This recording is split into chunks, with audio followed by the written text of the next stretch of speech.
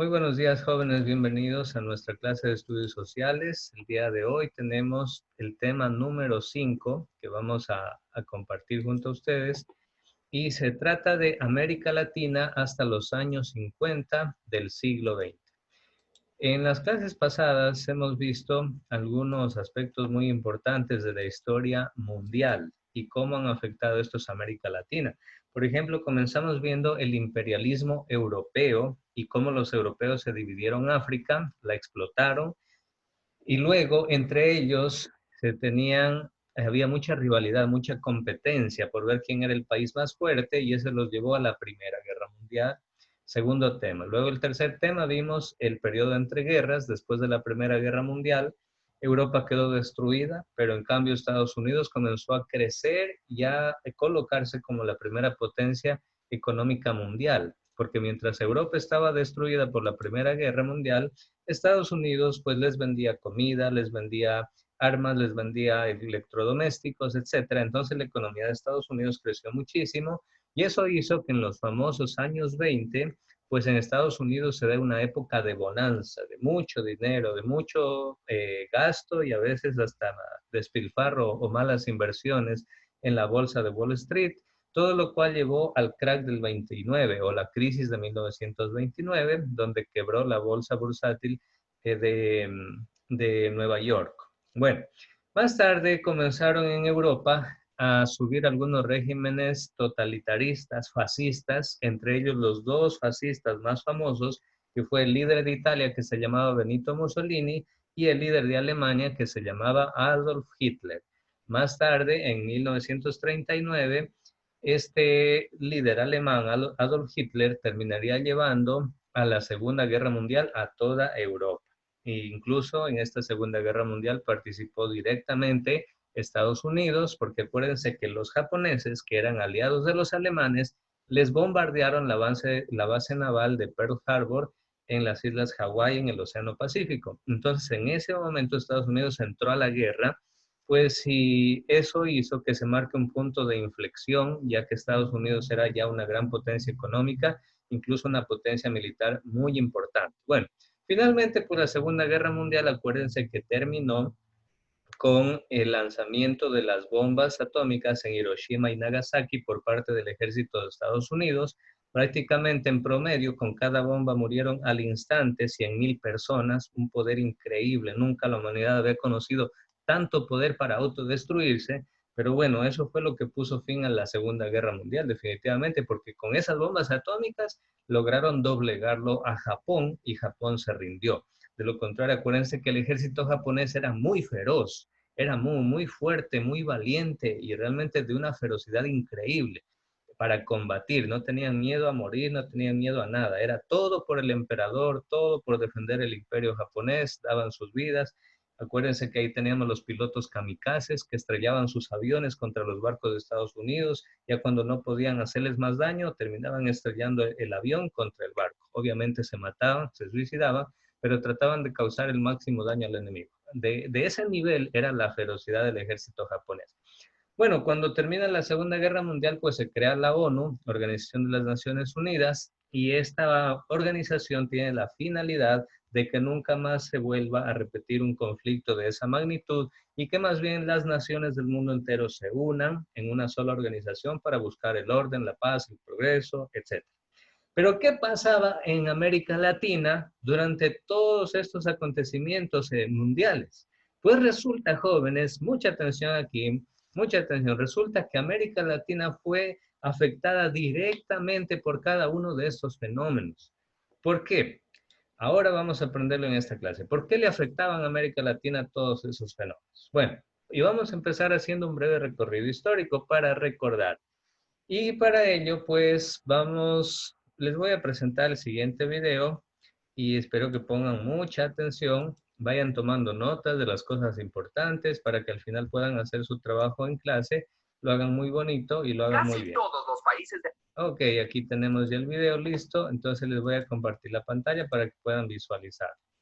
Ok, mucha atención jóvenes, al video. Atención, aquí va. América Latina se independizaron en el siglo XIX y la mayoría iniciaron sus luchas el mismo año, 1810. Algunos incluso celebran su independencia en fechas muy cercanas. Todo Centroamérica el 15 de septiembre, México el 16 y Chile el 18. ¿Acaso no se independizó cada país por su cuenta o se pusieron de acuerdo? ¿Las independencias de Latinoamérica estuvieron sincronizadas?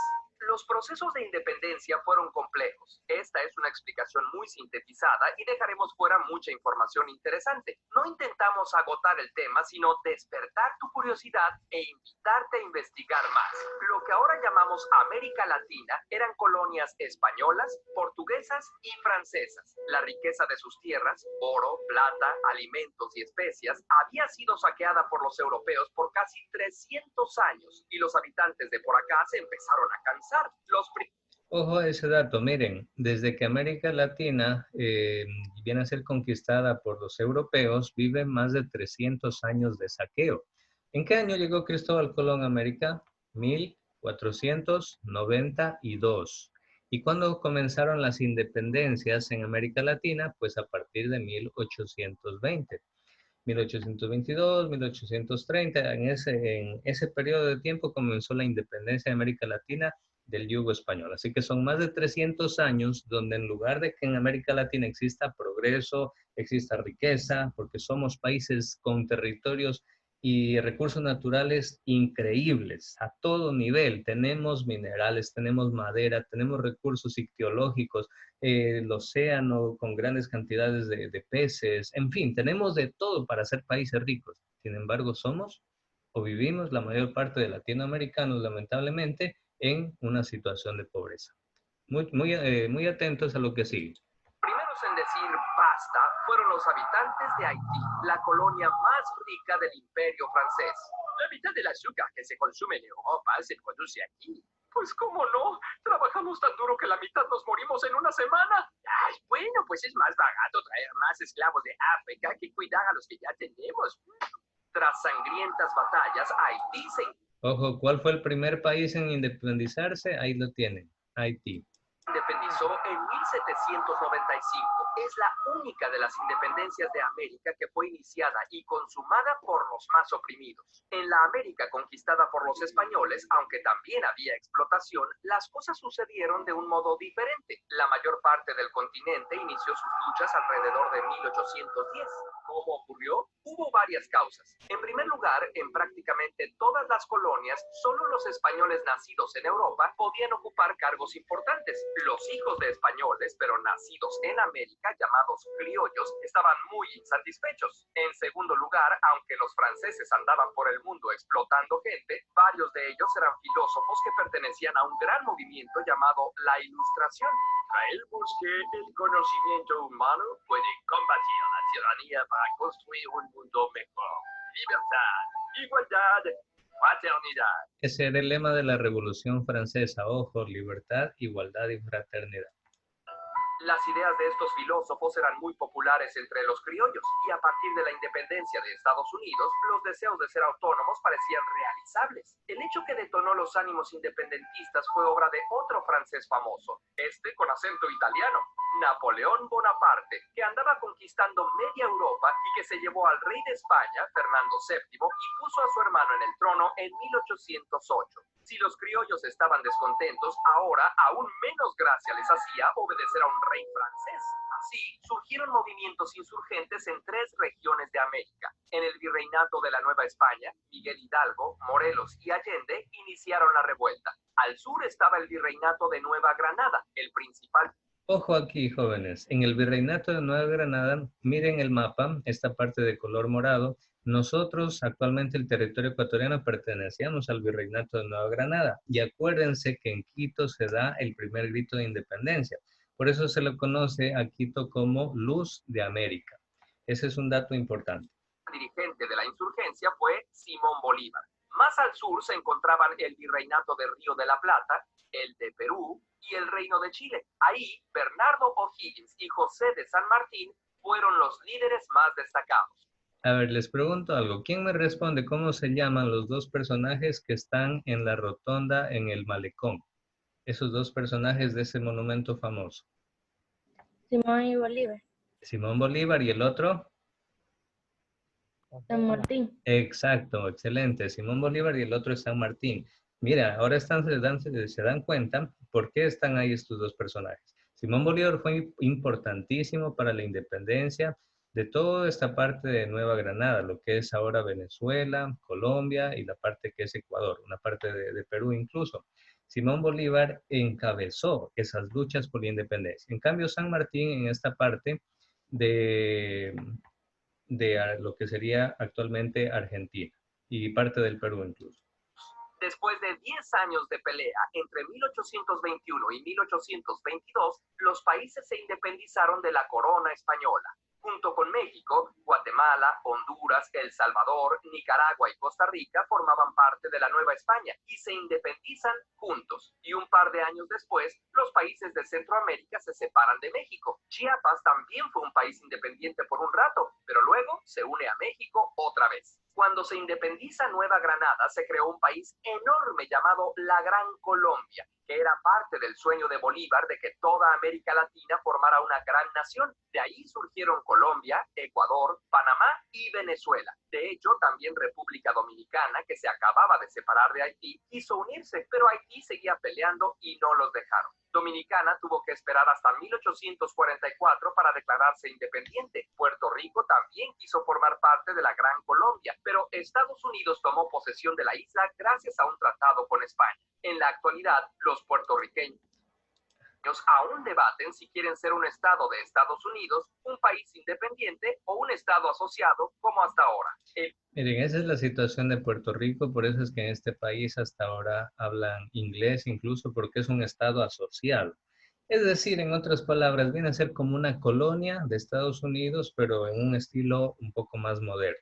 Virreinato del Río de la Plata se dividió en Argentina, Paraguay, Uruguay y Bolivia. Después de su independencia, Uruguay fue invadido por Portugal a través de Brasil, pero pronto pudo independizarse otra vez. Por último, el caso de Brasil es muy especial. Este país era una colonia de Portugal. Cuando Napoleón invade el reino, el rey Juan VI, en vez de dejarse atrapar tan fácil como Fernando VII, se va con su familia a Brasil. La colonia se convirtió en la metrópolis. Su hijo, don Pedro, se convirtió en rey de Brasil. En la península, los políticos empezaron a tomar medidas que disgustaron a los brasileños. Tras varios conflictos, el rey proclamó la independencia el 7 de septiembre de 1822. Finalmente, la independencia de Cuba, iniciada por el poeta José Martí, se logró debido a que los estadounidenses intervinieron, pero también impusieron un gobierno a su gusto que se pudieron sacudir hasta 1909. Así, las historias de nuestros países no están aisladas, sino que tienen orígenes comunes y nuestros destinos están entrelazados. Por cierto, casi todas las independencias empezaron con un grito. En México se llama el grito de Dolores. Curiosamente, ¿cómo se llama el grito de tu país? En nuestro país, ¿cómo se llama ese grito? Se llama el grito de independencia, el primer grito de independencia. Bueno, excelente, así nos hemos hecho ya una visión general de lo que ha sido los orígenes de América Latina. Mucha atención, jóvenes, a esto de aquí. Y ahora quiero la participación de ustedes también. A ver, vamos a ver si nos ayudan algunos estudiantes. Voy a tomarlos en cuenta para participación en clase. Ok, a ver, por favor, Thais Chasi. ¿Sí me escucha, Thais? Sí, profe. Ya, Thais, usted nos va a ayudar con su reflexión, con su comentario, su opinión personal a la siguiente pregunta. Dice así, ¿por qué si tenemos un país tan rico o un continente latinoamericano tan rico, por qué la mayoría de latinoamericanos vivimos pobres hasta el día de hoy? Adelante, Thais.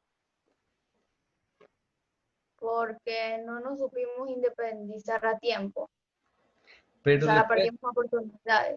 ya, pero le cuento, Thais, que ya mismo cumplimos 200 años de independizarnos de los españoles y que en 200 años no hayamos podido superar la pobreza. ¿Qué cree usted? ¿A qué se debe? ¿Qué opina usted de Que eso? no la aprovechamos bien. Por la mala distribución de dinero. Muy bien, ahí está un punto. La mala distribución de la riqueza. Otro punto, alguien lo mencionó también, No sabemos aprovechar nuestras riquezas y solo vendemos materias primas. Nos contentamos con vender la pepita del cacao en lugar de poner aquí unas grandes fábricas de chocolate como Ferrero, como Nestlé. Imagínense, con tanto buen cacao que produce Ecuador, debería tener las mejores fábricas de chocolate del mundo. Sin embargo, ¿quiénes son los que producen los mejores chocolates del mundo? Son los suizos, los italianos, y si tú preguntas a un suizo, oiga, señor suizo, usted, allá en Suiza, ¿pueden sembrar cacao o no? Y ellos, ¿qué le contestan? Ellos le van a decir, en Suiza no se produce el cacao, es imposible cultivarlo porque no tenemos el clima apropiado. Y entonces, ¿cómo es que ustedes venden los mejores chocolates del mundo?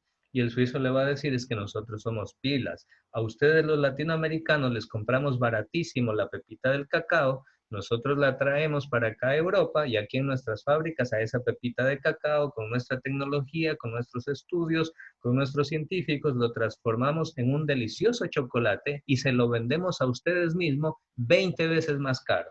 Y ahí está, jóvenes, parte de la respuesta. ¿Se dan cuenta? Entonces, bien lo que decía el compañero, no sabemos aprovechar nuestras riquezas y las vendemos o a veces hasta regalamos.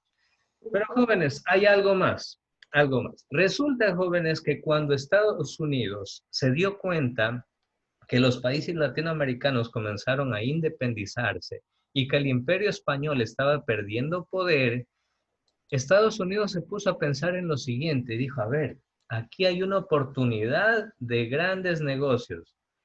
Porque Estados Unidos se dio cuenta que los españoles de Latinoamérica sacaban grandes riquezas. ¿En qué?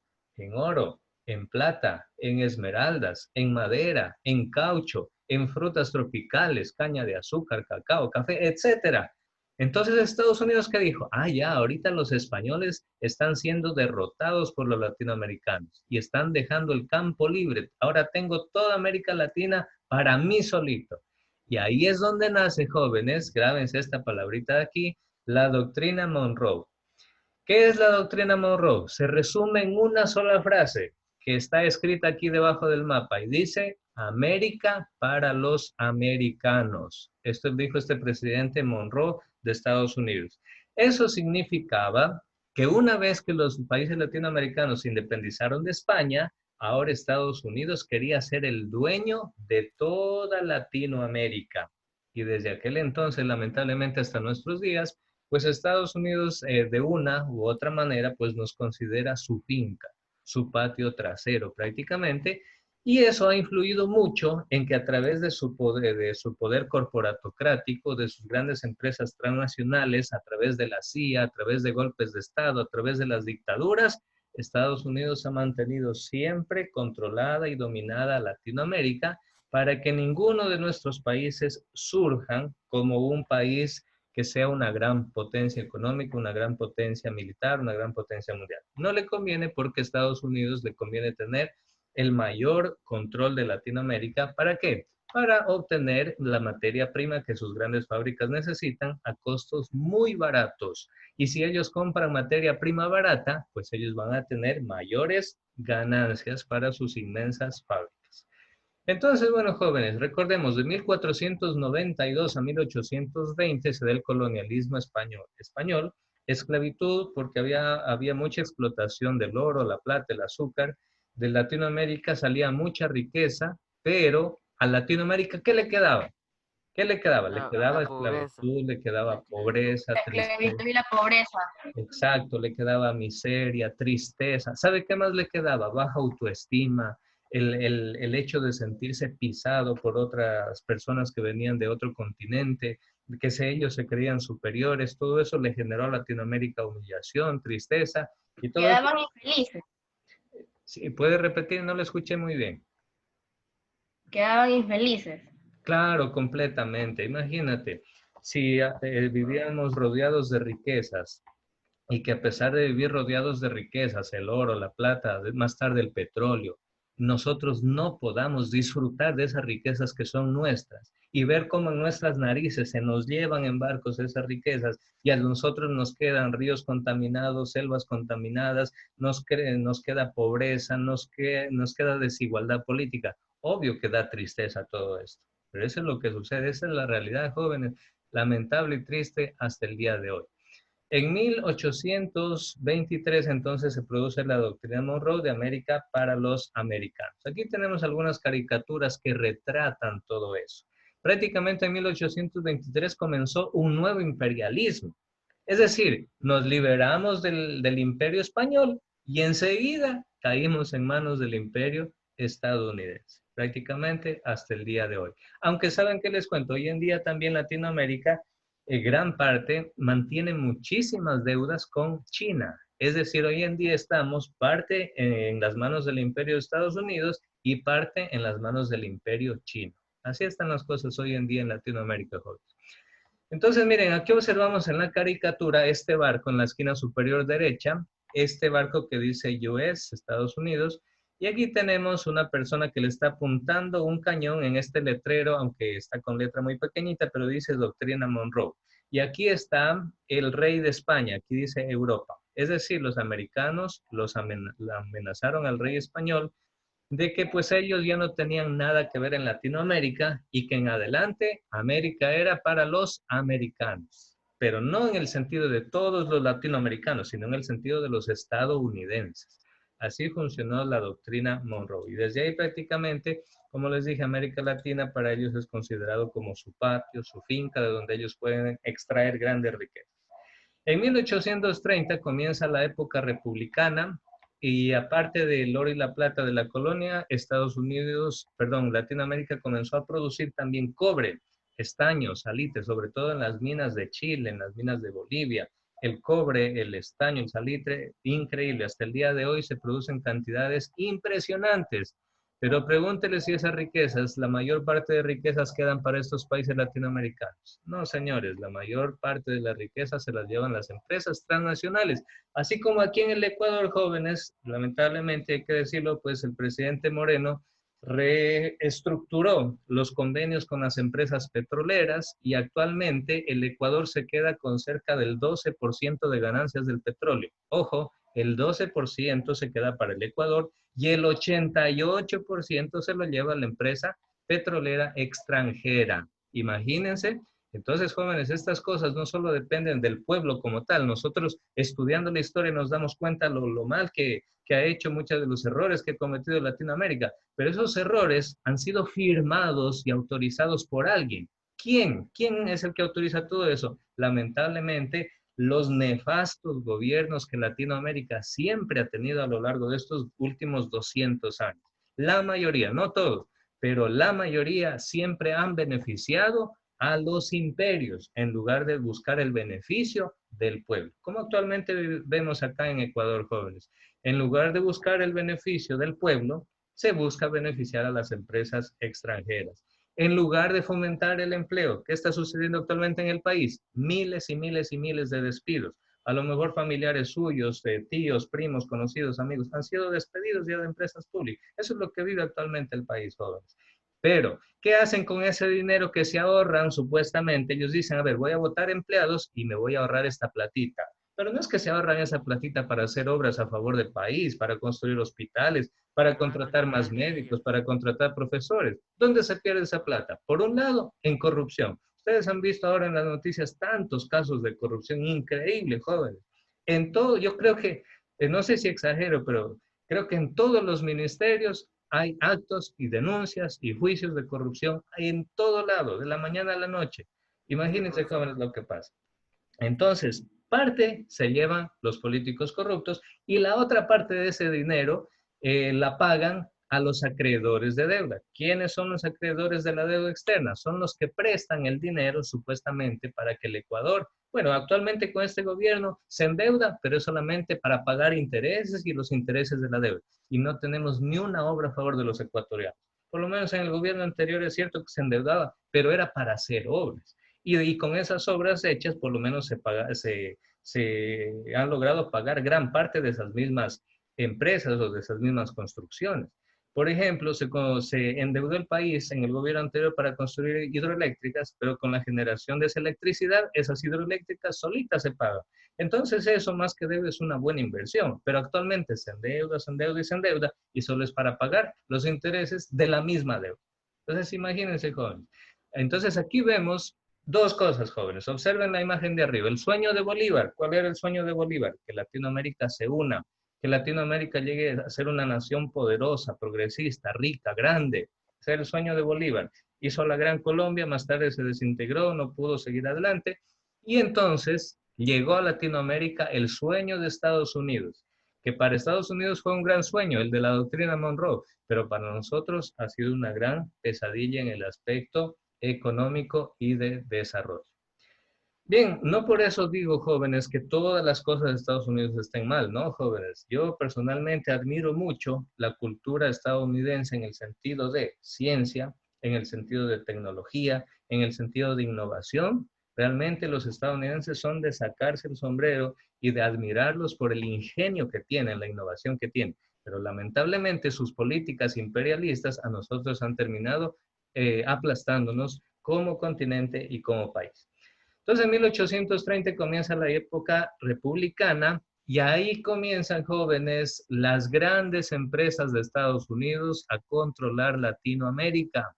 Y una de las más grandes empresas, quizá la empresa petrolera más grande que ha existido en la historia, quizá de Estados Unidos, la famosísima Standard Oil Company, que fue la empresa que controló totalmente el petróleo de México, imagínense.